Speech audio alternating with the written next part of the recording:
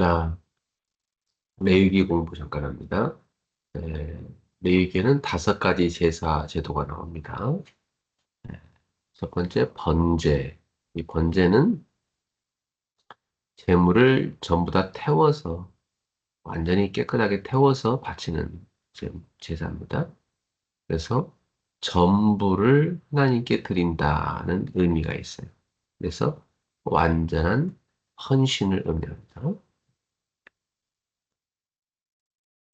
음, 그 다음에 소제는 곡식으로 드리는 제사. 유일하게 5가지 제사 중에서 피가 없이 드리는 제사죠. 소제입니다. 이 소제의 의미는 감사와 헌신의 의미가 들어있어요. 그 다음에 화목제. 이 화목제는 하나님과 사람의 교제, 교제가 있는 제사고요. 그리고 함께 나누는 제사. 그러니까 음식을 하나님께 제사를 지낸 다음에 그것을 나눠서 함께 나눠서 먹습니다. 제사장과 제사를 지낸 사람이 함께 나눠서 먹는 것입니다. 그 다음에 속죄제. 이 속죄제는 죄로 더러워진 것을 정결하게 하는 제사입니다. 그 다음에 속건제. 이 속건제는 예, 죄에 대한 배상을 포함하고 있는 제사예요. 그 죄를 지었을 때 그 잘못에 대해서 어, 물질적으로 배상을 해야 되는 그런 제사. 배상하고 제사를 지내는 거죠. 네. 자, 5가지 이 제사는 각각 다른 기능을 가지지만 공통적으로는 하나님과 인간의 관계를 회복하는데 목표를 두고 있습니다. 그러니까 구약 시대 때는 이렇게 제사를 통해서 하나님과의 관계가 회복될 수가 있었던 것이죠. 이 5가지 모든 제사가 오늘날은 이 5가지 제사를 교회에서 안 하는 이유는 이 5가지 제사를 싹 다 예수 그리스도께 하나님께서 성취시키셨기 때문이죠. 그러니까 이 5가지 제사제도는 결국 예수 그리스도께로 다 성취가 됩니다. 그래서 오늘날은 우리가 예수 그리스도로 말미암아 하나님께 나아갈 수가 있게 된 것이죠. 예를 들어서 뭐 이런 소재 같은 것은 우리가 하나님께 드리는 감사의 헌금 이런 의미가 들어가 있고요. 또 화목제 같은 것은 우리가 왜 예배 후에 교우들이 떡을 같이 떼면서 교제를 나누잖아요. 식탁 교제를 나누잖아요. 그런 의미가 이 속에 들어가 있고요. 이 속죄제 같은 경우는 이제 죄에 대해서 하나님 앞에 회개에 기도하는 그런 의미가 들어가 있고, 속건제는 내가 남에게 잘못했을 때 그것을 배상하면서 나의 잘못을 바르는 회개하는 의미가 있습니다. 번제는 이제 우리를 하나님 앞에 온전히 드리는 예배 이런 의미가 있죠. 그러니까 사실 이런 5가지 제사가 예수 그리스도께 성취되고 오늘날 우리의 예배 속에 다 의미가 녹아들어가 있는 것이죠. 자, 이제 우리 레위기를 직접 읽어보도록 하겠습니다.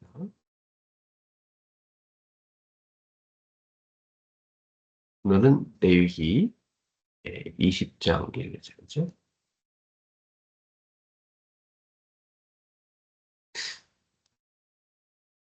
여러분도 레위기 20장을 펼쳐서 여러분 목소리로 직접 읽으시면 좋습니다.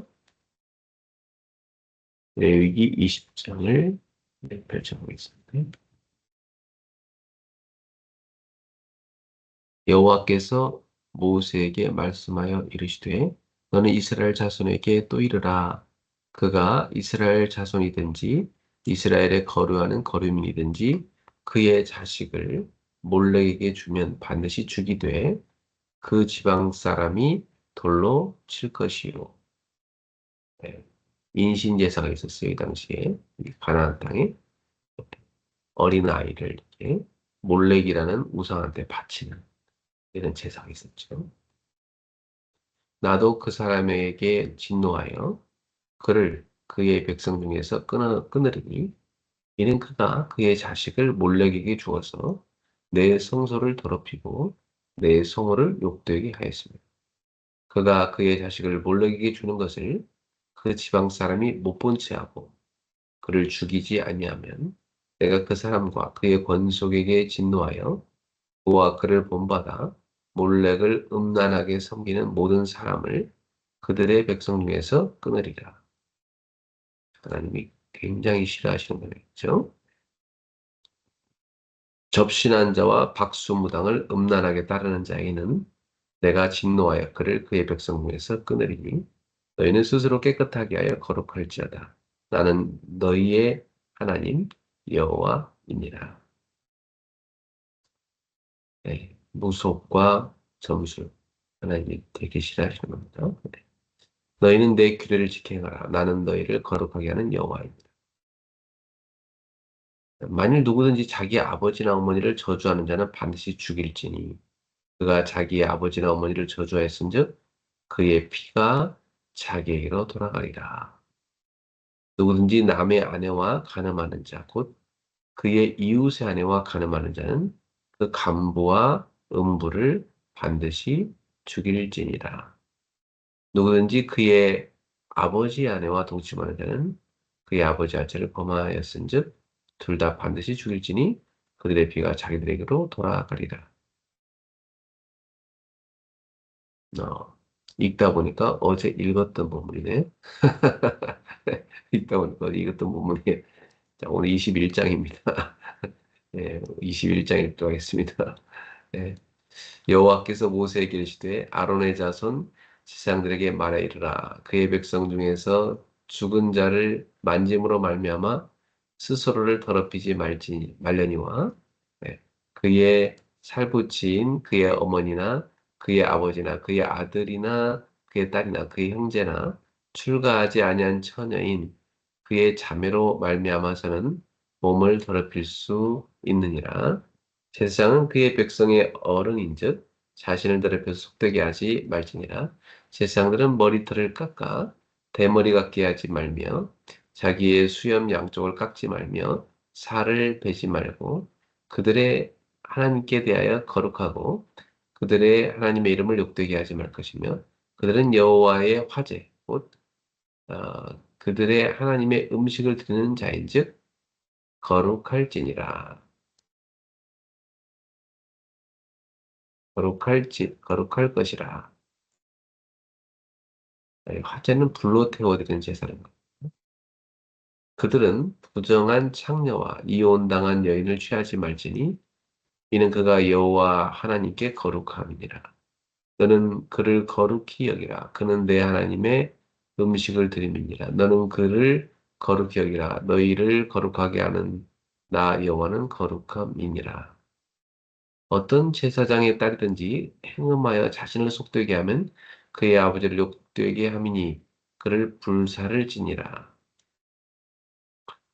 자기의 형제 중 관유로 부음을 받고 머리에 이제 기름 부어 임명 받은 사람 말입니다. 위임되어 그 예복을 입은 대제사장은 그의 머리를 풀지 말며 그의 옷을 찢지 말며 어떤 시체든지 가까이 하지 말지니 그의 부모로 말미암아서도 더러워지게 하지 말며 그 성소에서 나오지 말며 그의 하나님의 성소를 독속되게 하지 말라. 이는 하나님께서 성별하신 관유가 그 위에 있음이니라. 나는 여호와이니라. 그는 처녀를 데려다가 아내를 삼을지니 과부나 이혼당한 여자나 창녀짓을 하는 더러운 여인을 취하지 말고 자기 백성 중에서 처녀를 취하여 아내를 삼아 그의 자손이 그의 백성 중에서 속되게 하지 말지니 나는 그를 거룩하게 하는 여호와입니다. 제사장들의 거룩한 삶을 얘기한 겁니다. 여호와께서 모세에게 말씀하시되 아론에게 말하이르라. 누구든지 너의 자손 중 대대로 육체에 흠이 있는 자는 그 하나님의 음식을 드리려고 가까이 오지 못할 것이니라. 누구든지 흠이 있는 자는 가까이 하지 못할지니 곧 맹인이나 다리 저는 자나 코가 불완전한 자나 지체가 더한 자나 발 부러진 자나 손 부러진 자나 등 굽은 자나 키 못 자란 자나 눈에 백막이 있는 자나 습진이나 거짐 있는 자나 고안 상한 자나 제사장 아론의 자손 중에 흠이 있는 자는 나와 여호와께 화제를 드리지 못할지니 그는 흠이 있은즉 나와서 그의 하나님께 음식을 드리지 못하느니라. 얼마나 제사장이 되는 조건이 까다로웠는지를 아시겠죠? 자, 그는 그의 하나님의 음식이 지성물이든지 성물이든지 먹을 것이나 휘장 안에 들어가지 못할 것이요. 여기는 이제 지성소를 말합니다. 네. 제단에 가까이 하지 못할지니 이는 그가 흠이 있음이니라. 이와 같이 그가 내 성소를 더럽히지 못할 것은 나는 그들을 거룩하게 하는 여호와입니다. 이와 같이 모세가 아론과 그의 아들들과 온 이스라엘 자손에게 말하였더라. 아멘. 네, 이렇게 흠이 없는 자만이 제사장이 될 수 있었던 것입니다. 흠이 있는 채로 가게 되면 에, 죽게 됐습니다. 그 정도로 하나님 엄하게 하셨던 거죠. 그만큼 하나님께 가까이 가면요 거룩해야만 됐다는 것을 강조하고 있습니다. 자, 오늘 말씀 묵상 하겠습니다. 오늘은 주일 일부 말씀을 다시 한번 보도록 하겠습니다. 자, 예수님이 경계하신 신앙생활, 주로 두 번째 내용이죠. 첫 번째는 말만 하고 행하지 않는 신앙생활을 지적하셨고, 두 번째는 사람에게 보이려는 신앙생활을 지적하셨어요. 그러니까 하나님이 기뻐하지 않는 신앙생활을 말하죠. 그럼 우리는 뒤집어서 하나님이 기뻐하시는 신앙생활을 하도록 우리가 노력을 해야 되겠죠. 자, 본문은 마태복음 23장 1절부터 12절인데요. 5절만 요절로 보겠습니다. 그들의 모든 행위를 사람에게 보이고자 하나니 곧 그 경문띠를 넓게 하며 옷수를 길게 하고 자, 이렇게 모든 행위를 사람에게 보이지 하는 것 이것이 바로 잘못된 신앙생활이라는 것입니다.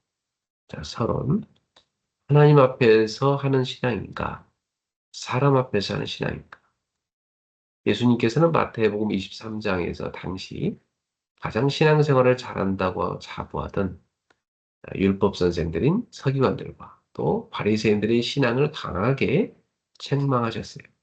지난 시간에는 말만 하는 신앙생활을 경계하시다면 오늘은 사람에게 보이려는 신앙생활을 경계하십니다.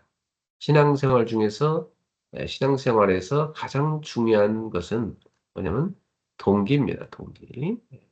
우리는 하나님 앞에서 신앙생활을 하고 있습니까? 아니면 사람에게 인정받기 위한 동기로 신앙생활을 하고 있습니까? 사람의 시선을 의식하는 순간 신앙의 본질을 놓치게 됩니다. 교회에 와서 신앙생활 할 때요. 사람 의식하면서 하면 신앙의 본질을 이제 놓치게 되는 거죠. 하나님 의식해야 됩니다. 예수님께서는 오늘 우리에게도 같은 질문을 던집니다. 너는 누구의 시선을 의식하며 살아가고 있는가? 본론으로 가서 첫 번째, 사람에게 보이려는 신앙생활을 경계해야 합니다. 그들의 모든 행위를 사람에게 보이고자 하니 5절이죠. 바리새인들의 가장 큰 문제는 하나님보다 사람의 시선을 더 의식했다는 것입니다.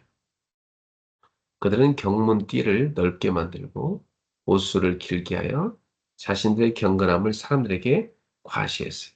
문제는 그 행동 자체가 아니라 그 행동의 동기였던 것이죠. 왜 그런 행동을 하는가 말이죠. 오늘날 우리도 신앙생활 하면서 사람의 인정과 칭찬을 구할 수 있어요. 교회 봉사도 헌신도 직분도 하나님 앞에서 하는 것이 아니라 사람의 평가를 의식하며 할 수 있어요. 그러나 사람의 칭찬은 잠시뿐이지만 하나님의 평가는 영원합니다.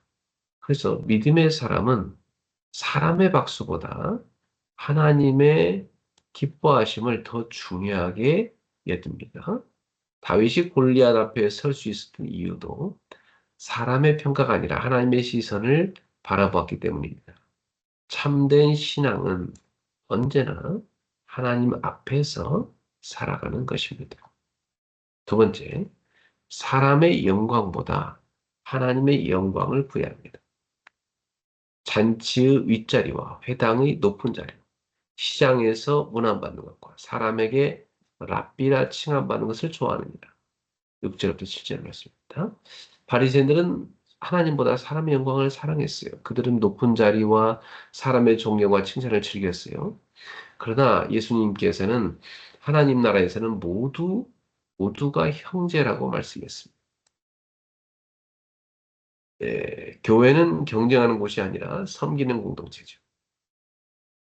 직분은 명예가 아니라 사명이며 높아지는 자리가 아니라 더 많이 섬기는 자리가 바로 직분이라고 볼 수 있어요. 예. 우리가 맡은 직분을 통해서 자신을 드러내려 한다면 이미 신앙의 방향이 잘못된 거예요.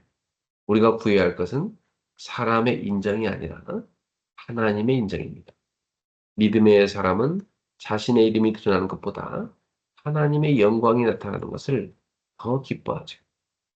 세 번째, 하나님의 영광, 하나님 나라의 영광은 겸손과 섬김 속에서 나타납니다. 11절을 보니까 너희 중에 큰 자는 너희를 섬기는 자가 되어야 하리라. 세상은 높아지는 것을 성공이라고 말하지만 하나님 나라는 섬기는 것을 위대하다고 말씀합니다. 예수님께서는 섬김을 받으러 오신 것이 아니라 섬기러 오셨고 더 나아가 자신의 생명을 많은 사람의 대속물로 내어 주신 것입니다. 교회에서 가장 귀한 사람은 가장 많이 섬기는 사람입니다. 직분이 높아질수록 더 많이 섬겨야 하며 신앙생활을 오래 할수록 더 많은 사람을 도와야 합니다. 하나님께서는 교만한 자를 대적하시고 겸손한 자에게 은혜를 베푸십니다. 우리는 언제나 나는 누구를 섬기고 있는가를 스스로 질문해야 되는 거죠. 하나님 나라의 지도자는 군림하는 사람이 아니라 섬기는 사람입니다. 결론 맺겠습니다. 하나님 앞에 서는 신앙생활. 오늘 우리는 자신에게 질문해야 돼요. 나는 누구의 시선을 의식하며 살아가고 있습니까? 나는 누구의 인정을 받기 위해 헌신하고 있습니까? 믿음의 사람 마지막까지 하나님만 바라봅니다. 사람의 칭찬에 흔들리지 않고 사람의 비난에도 무너지지 않습니다. 오직 하나님 앞에서 살아가는 사람이죠. 이번 한 주간 우리는 세 가지를 점검해야 됩니다. 첫째, 나는 사람보다 하나님을 의식하며 살아가고 있는가? 둘째, 내가 받은 직분을 섬김의 자리로 사용하고 있는가? 셋째, 하나님의 말씀을 얼마나 소중히 여기고 있는가? 하나님께서는 기록된 말씀, 로고스, 선포된 말씀, 캐리그마, 그리고 내 삶에 적용되는 말씀, 레흐마를 통해 우리를 치유하시고 새롭게 하십니다. 이번 한 주간도 사람의 시선이 아니라 하나님의 시선을 바라보고 하나님 앞에 서는 참된 예배자가 되시기를 주님의 이름으로 축원합니다. 기도하겠습니다. 하나님 아버지, 우리는 너무 쉽게 사람의 시선을 의식하며 살아갑니다. 사람의 인정과 칭찬을 구하다가 신앙의 본질을 놓칠 때가 많습니다. 사단의 속임수에 넘어가지 않게 하시고 언제나 하나님 앞에 서는 믿음의 사람이 되게 하옵소서. 우리에게 근원적인 치유와 힘을 허락하시고 맡겨진 자리에서 겸손히 섬기는 제자가 되게 하옵소서. 하나님의 영광만을 구하는 삶을 살게 하시며 말씀을 붙잡고 승리하는 한 주간이 되게 하옵소서. 예수 그리스도의 이름으로 기도합니다. 아멘. 네. 오늘의 성과 암송은 요한복음 1장 12절입니다. 영접하는 자, 곧 그 이름을 믿는 자들에게는 하나님의 자녀가 되는 권세를 주셨습니다. John 1:12 Yet to all who received him, to those who believed in his name, he gave the right to become children of God. 자, 오늘 기도첩은요, 사탄에게서 나와서 하나님께로 말씀입니다. 사도행전 1장 3절. 그가 고난받으신 후에 또한 그들에게 확실한 많은 증거로 친히 살아계심을 나타내사 40일 동안 그들에게 보이시며 하나님 나라의 일을 말씀하십니다. 우리는 사탄에게서 나와서 하나님께로, 그리스도께로 가야 합니다. 예배는 그리스도를 모르면 종교가 되죠. 종교는 구원을 못 받습니다. 그래서 무속인 점수가를 찾아다니며 우상 숭배할 수밖에 없죠. 그리스도를 알게 되면 죄와 지옥 배경, 사탄의 권세가 해결됩니다. 바로 제사장, 선지자, 왕, 이 세 가지 중직, 이 세 가지 직분을 다 맡고 해결하신 분이 그리스도죠. 그리스도는 성삼위 하나님께로 가는 길입니다. 그리스도를 모르면 사탄과 사탄 문화에서 빠져나오지 못합니다. 그리스도를 알아야 돼요. 그리스도를. 그죠? 여기서 중요하게 붙잡아야 할 것이 40일 집중입니다. 40일 집중의 기준이 있습니다. 각인된 상처를 바꾸는 것이 시작입니다. 그죠? 나도 모르는 뿌리를 바꾸는 것이 과정입니다. 그리고 그러면 체질이 바뀌는 역사에 나는데 이것이 바로 끝이죠. 그래서 우리가 40일 집중하면서 오래 각인된 것, 그리고 뿌리, 체질을 바꾸는 축복을 드립시다. 이것은 기도로 가능한데요. 40일 집중해서 기도하면 좋겠어요. 기도는 영적인 과학입니다. 아침 나팝 3번 집중을 하는 거고요. 플랫폼, 파수대 안테나 3가지 세팅을 하는 거고요. 문제는 답을 찾는 길, 갈등은 갱신의 길, 위기는 응답의 기회, 3가지 응답을 받는 것입니다. 그래서 한 번쯤은 오직, 바로 제한된 집중이죠. 오직을 해야 됩니다. 여기서 응답이 오면 이제 그 응답 쪽을 향하여 선택된 집중을 하는 거고요. 이거 하나로 모든 것을 살리는 원네스 집중을 하는 것입니다. 그리고 40일 집중할 때 중요한 것은 40일이 아니라 확신을 가지는 것이죠. 자, 보좌의 망대. 기도로 보좌의 망대를 각인해야 합니다. 그러면 뇌 영혼에 각인되고 영원한 것, 바로 보좌와 연결되죠. 이때부터 플랫폼이 생기고 전도의 문이 열리기 시작합니다. 그러면 많은 사람이 오도록 빛을 비추는 파수대, 내가 받은 은혜를 똑같이 받게 하는 안테나가 되는 것이죠. 자, 이 망대 7가지는요, 기도로 누리는 겁니다. 기도로. 자, 보좌의 여정. 이 기도를 가지고 보좌의 여정을 가게 되죠. 현장을 가면 각인된 것이 뿌리내리죠. 이때부터 모든 것을 수용하고 초월하며 답을 가지게 됩니다. 이때부터 모든 과거가 응답으로 바뀌게 되는 거죠. 그죠? 이제는 우리가 전도자의 삶의 여정을 걸어가는 거죠. 그때 뿌리내린 것, 그리고 그것이 치유가 되어지고 우리가 모든 것을 수용, 초월, 답을 갖게 되는 것입니다. 자, 세 번째, 보좌의 이정표입니다. 이제 기도로 이정표를 세워야 돼요. 이것은 완전히 체질이 됩니다. 기도가 삶의 리듬이 되고요. 내 삶과 현장을 움직이는 것입니다. 그러면 시공간 초월로 237 나라 5천 종족과 연결되며 전무후무한 응답이 오게 되는 것이죠. 이때부터 부흥이라는데 이것이 바로 절대 이정표입니다. 우리는 이 절대 이정표를 하나씩 세워가고 있는 것이죠. 아침에는 망대 여정 이정표의 기도, 이걸 777 기도합니다. 낮에는 응답을 확인하면서 그리고요, 밤에는 이 망대 여정 이정표의 작품을 만들어서 남기는 겁니다. 일기를 써도 좋겠죠. 사문어를 한 줄씩 정리해도 좋습니다. 자, 기도하겠습니다. 그리스도 이름 붙잡고 사탄에게서 빠져나와 성삼위 하나님께로 가게 하옵소서. 기도로 보좌의 망대를 세우고 보좌의 여정을 가며 보좌의 이정표를 세우게 하옵소서. 예수 그리스도의 이름으로 기도합니다. 아멘. 예, 오늘도 여러분 물 한 잔 드시고요. 출발하세요. 가글 하시면 좋고요. 스트레칭, 조깅도 하십시오. 예, 비가 와서 근데 뭐 밖에 걷기 어렵지만 지금 비가 또 그쳤어요. 예, 요즘에는 왔다 그치니까 그칠 때 잠깐 산책하도 참 좋습니다. 예, 전문성 분야, 관심 분야 독서하시고 헌금도 미리 준비합시다. 오늘의 말씀 전도 기도 3오늘을 가지고 사람 살리는 전도의 축복 누립시다. 자, 우리 함께 쳐볼까요? 주는 그리스도시요 살아계신 하나님의 아들이십니다. 응답의 그릇을 갖추게 하옵소서. 하나님 나라의 망대를 세우게 하소서. 나는 기도의 망대를 세우는 서미클럽이다. 나는 제자의 망대를 세우는 레다이노다. 나는 전도의 망대를 세우는 전도 캠프입니다. 7월 7일입니다. 오늘도 주님과 함께 우리 서미클럽 출발! 준비하세요.